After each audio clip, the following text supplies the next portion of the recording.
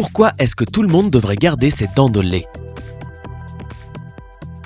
Tu te souviens du jour où ta première dent de lait est tombée ? Ce moment à la fois effrayant et choquant où tu tenais ta dent de lait ensanglantée dans la paume de ta petite main. Burk. Et ne me parle pas des heures passées à la bouger et à tirer dessus avant qu'elle ne tombe. Mais bon, ça va. Notre douleur s'est ensuite bien récompensée par le cadeau de la petite souris. Certains parents considèrent qu'ils doivent garder les dents de lait de leurs enfants. Et si cela peut te sembler bizarre, eh bien, sache que les scientifiques recommandent également d'agir ainsi.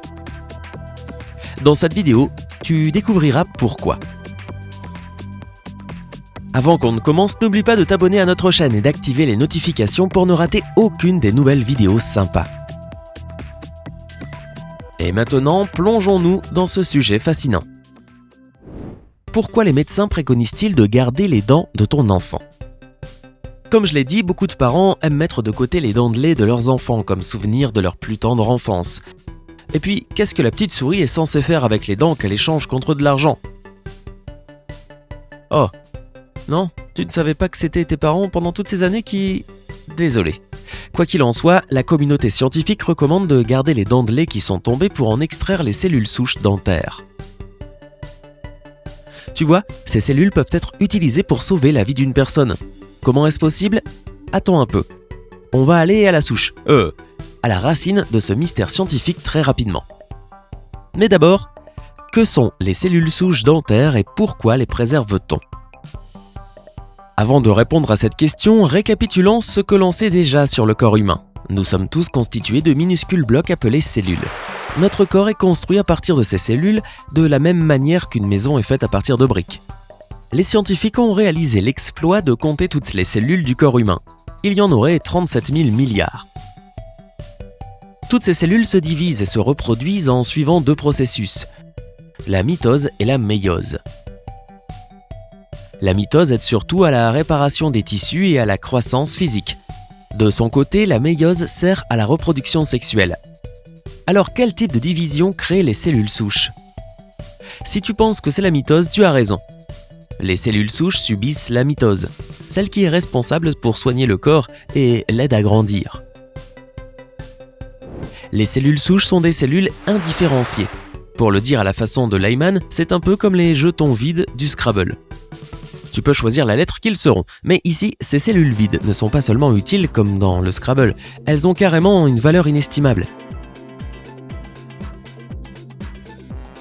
Avant de s'attarder sur ce point, rendons à César ce qui est à César en termes d'innovation faite sur les cellules souches par les chercheurs qui nous permettent de savoir ce que l'on sait aujourd'hui. La recherche sur la cellule souche dentaire n'a rien de nouveau. G.L. Feldman a posé les bases de la régénération dentaire en 1932. Ensuite, en 1957, E.I. Gavrilov a découvert la possibilité de régénérer la dentine de la dent.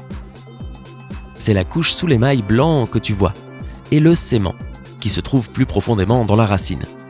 Plus récemment, en 2000, les chercheurs du National Institute of Dental and Craniofacial Research ont réalisé un progrès considérable en identifiant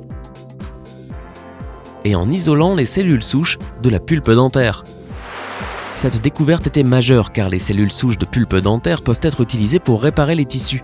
Il y a 3 autres types de cellules souches dentaires, à savoir les dents déciduales, exfoliées, SHED, la zone de la papille dentaire apicale, SCAP, le ligament parodontal, PDLSC. Je sais, ça fait beaucoup de termes scientifiques. Mais à quoi servent donc les dents de lait dans tout ça ? Eh bien, elles sont une très bonne, si ce n'est pas la meilleure, source d'extraction de cellules souches. Et si tes parents n'ont pas gardé tes dents ? C'est dommage, et c'est un vrai gâchis, mais ne t'inquiète pas. La banque de cellules souches dentaires StemSave explique que l'on peut toujours récolter des cellules souches à partir des dents définitives, notamment des dents de sagesse. Tant que la pulpe dentaire est en bon état et que la dent a sa racine entière, le tour est joué. Un autre critère est que les dents ne doivent pas être infectées, l'irrigation sanguine doit être intacte et le patient doit être jeune ou d'âge moyen.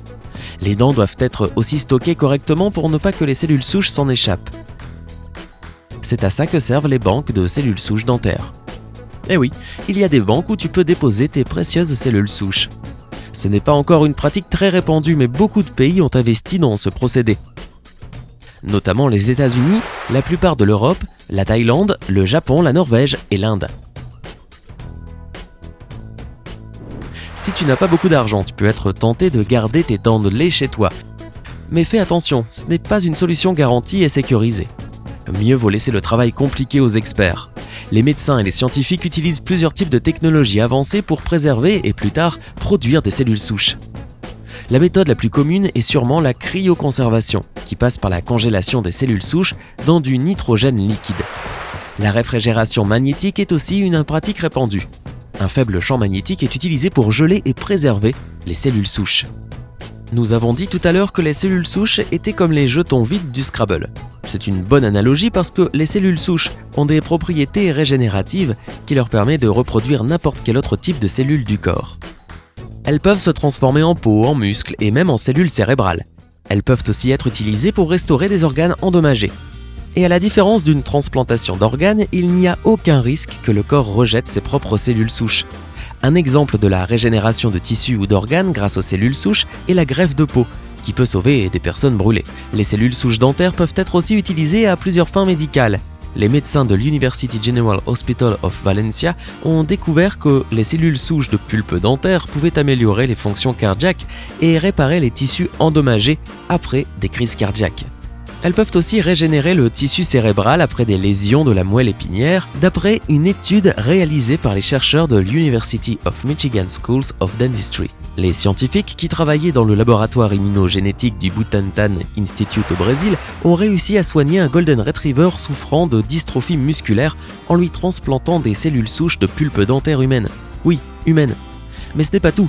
Ces précieuses cellules souches de pulpe dentaire peuvent même régénérer des os. C'est ce que les chercheurs orthodontiques de la Second University of Naples, en Italie, ont découvert. Enfin, les chercheurs brésiliens de la School of Medicine à l'Université de Sao Paulo ont réussi à réparer des défauts crâniens chez des rats en utilisant des cellules souches de pulpe dentaire humaine.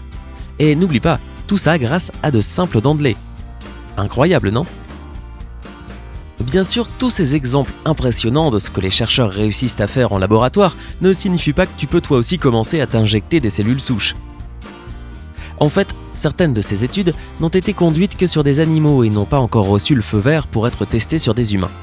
Donc si par hasard ton médecin t'a prescrit de la thérapie par cellules souches, renseigne-toi auprès de la International Society for Stem Cell Research pour en savoir plus sur les risques possibles. Il liste aussi toutes les questions que tu devrais poser à ton médecin avant de commencer un tel traitement. En tout cas, en fin de compte, on dirait que les dents de lait de ton enfant pourraient devenir très utiles dans le futur.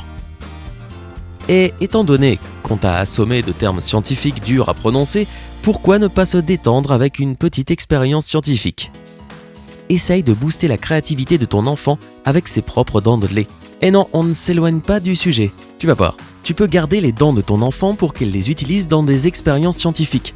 Tout futur génie doit bien commencer quelque part. Regardez ensemble ce que le café, le sucre ou les boissons gazeuses produisent comme effet sur la couleur et la densité de la dent.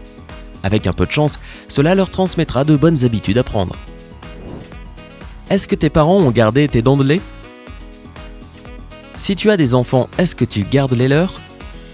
Oh, et à propos du fait que la petite souris n'existe pas, est-ce que tu te souviens du moment où tes parents te l'ont dit ? Et toi, est-ce que tu l'as déjà dit à tes enfants ?